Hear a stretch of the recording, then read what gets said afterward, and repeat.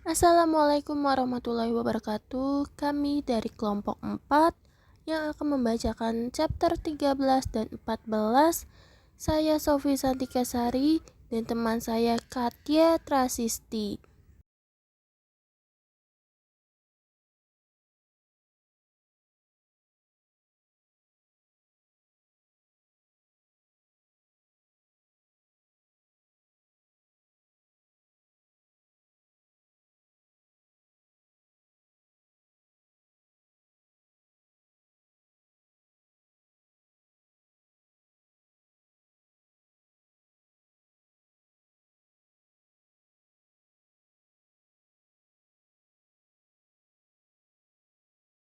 Promosi adalah komunikasi persuasif yang dirancang dan disampaikan untuk menginspirasi audiens prioritas untuk bertindak, akan menyoroti manfaat yang diinginkan mereka untuk melakukan perilaku inti produk dan setiap barang dan jasa berwujud yang terkait.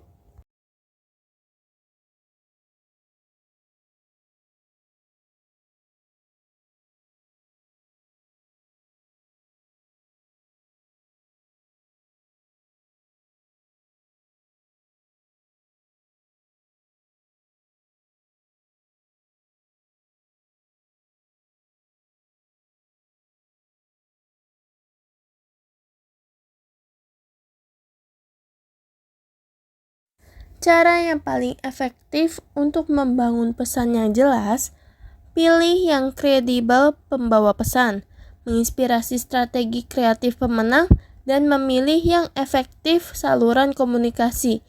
Untuk mengembangkan dokumen yang disebut brief kreatif, biasanya panjangnya 1-2 halaman.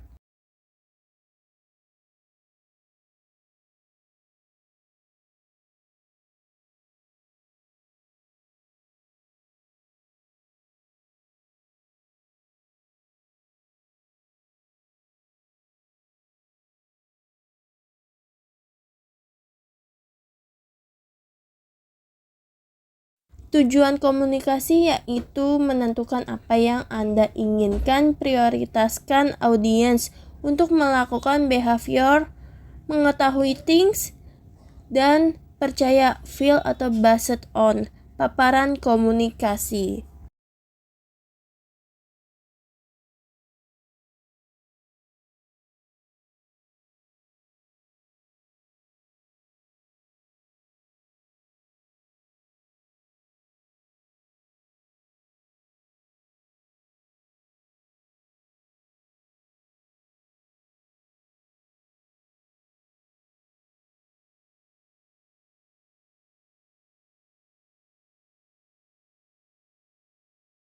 Kembangkan strategi promosi.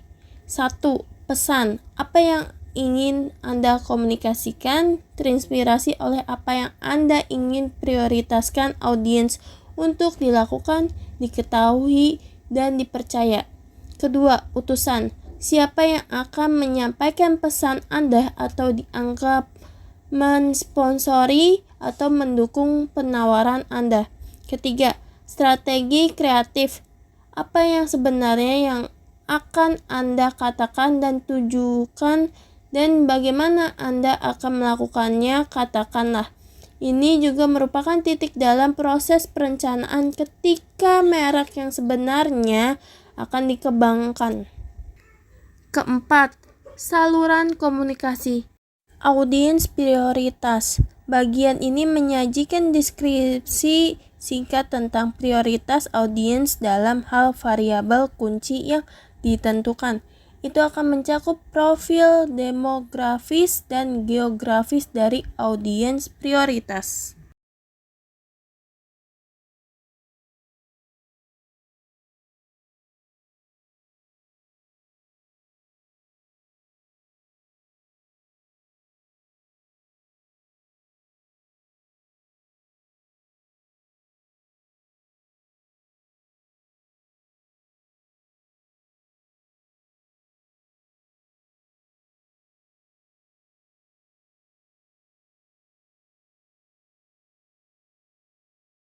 Gaya dan nada.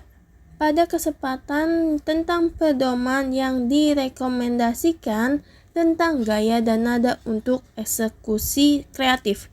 Ada standar grafis yang ada atau upaya terkait yang harus dipertimbangkan, misalnya logo dan slogan yang digunakan untuk upaya bersaing.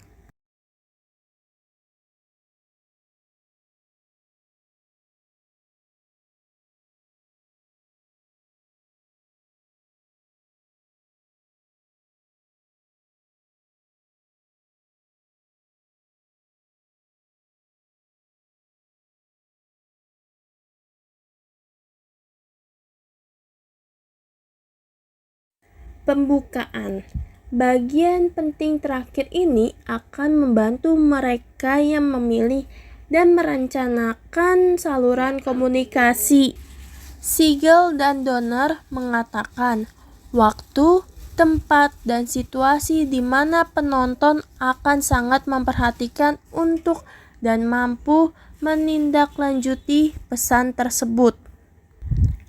Masukan itu untuk bagian ini akan datang dari profil dan perilaku audiens dieksplorasi menjadi hambatan, manfaat, dan motivator.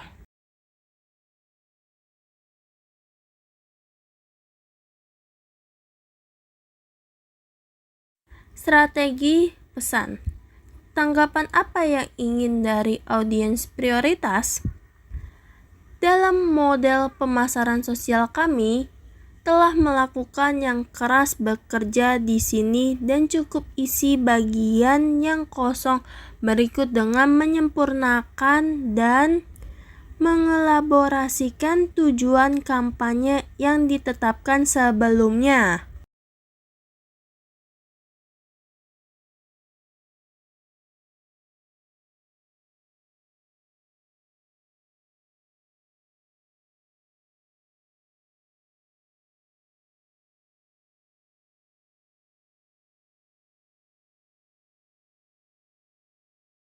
Strategi messenger. Audiens prioritas untuk menyampaikan pesan dan apa mereka berpikir utusan khusus ini dapat membuat atau menghancurkan kesepakatan.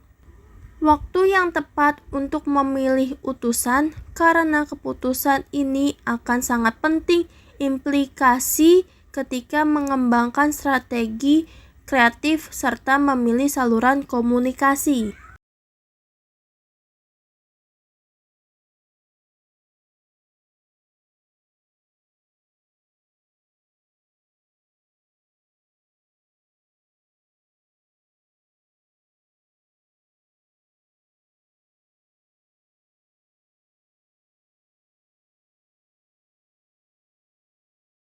Strategi kreatif akan menerjemahkan konten pesan yang diinginkan ke komunikasi tertentu. Ini akan mencakup segala sesuatu mulai dari logo, jenis huruf, tagline, headline, copy, visual, dan warna dalam bahan cetak untuk skrip, aktor, adegan, dan suara dalam media siaran.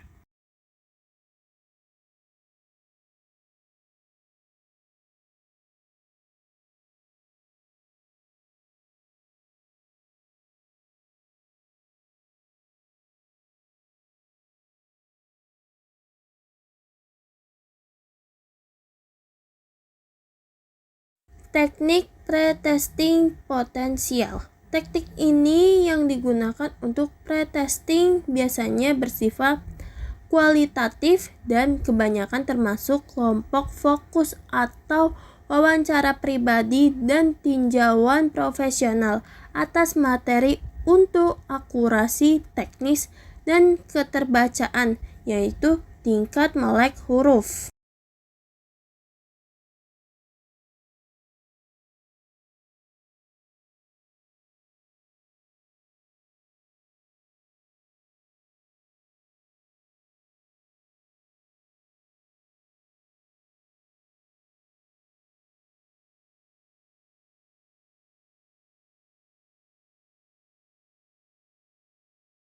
Mike Newton Ward mengatakan tentang media sosial, yaitu makhluk itu mengatakan media sosial masih perlu berpijak pada perencanaan strategis yang baik sebagai bagian dari bauran pemasaran.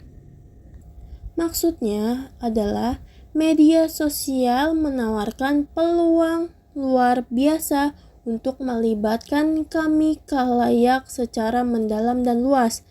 Kami tidak dapat mendekati media sosial dengan pola pikir sama tua dan perlakukan saluran ini seperti brosur cyber yang kami dorong ke orang-orang. Media sosial yaitu tentang pertemuan audiens kami di mana mereka berada, baik di dunia maya maupun dalam keseharian mereka hidup, melibatkan mereka sebagai bagian dari solusi dan mendengarkan.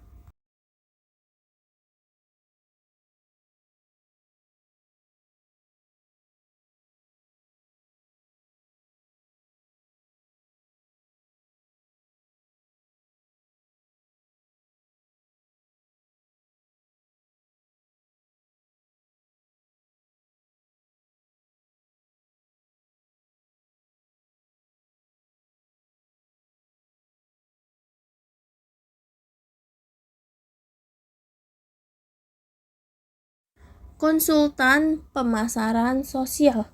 Pemasar yang cerdas telah beralih dari ketergantungan pada saluran tradisional, misalnya televisi, radio, luar ruang, iklan cetak, dan brosur, menjadi terintegrasi campuran media yang sekarang mencakup opsi media sosial, misalnya ponsel, situs web interaktif, Facebook, YouTube, Instagram, Snapchat, blog, Twitter, podcast, dan masih banyak lagi.